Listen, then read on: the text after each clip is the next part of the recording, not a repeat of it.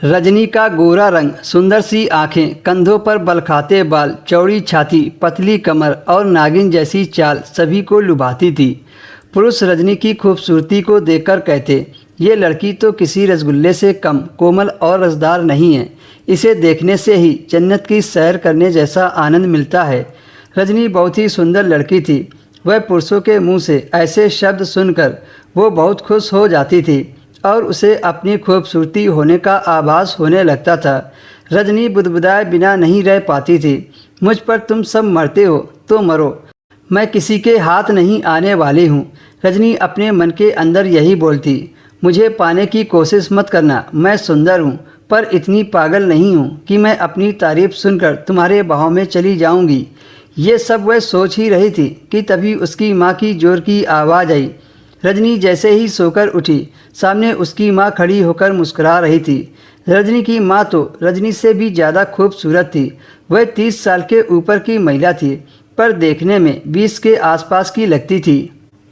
वह अपनी खूबसूरती और स्वास्थ्य पर हरदम ध्यान रखती थी।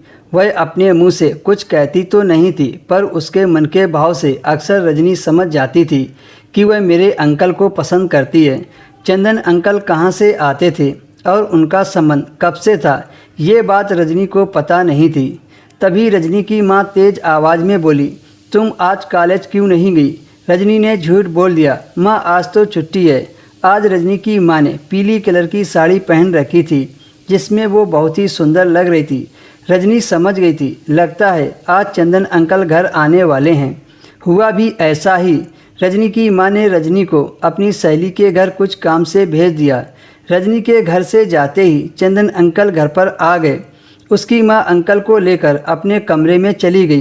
करीब आधा घंटा तक वे दोनों कमरे में बंद रहे। तभी रजनी अपनी सहेली के घर से लौट आई तो उसने अपनी माँ के कमरे से अजीब सी आवाज़ें आ रही थी। तो रजनी ने माँ के कमरे में खिड़की से झाँक कर देखा तो चंदन अंकल उसकी माँ के ऊपर चढ़े ज़ोर ज़ोर से ऊपर नीचे हो रहे थे और माँ भी अंकल का अच्छे से साथ दे रही थी। आज रजनी समझ गई थी, तभी चंदन अंकल मेरे घर पर आते हैं।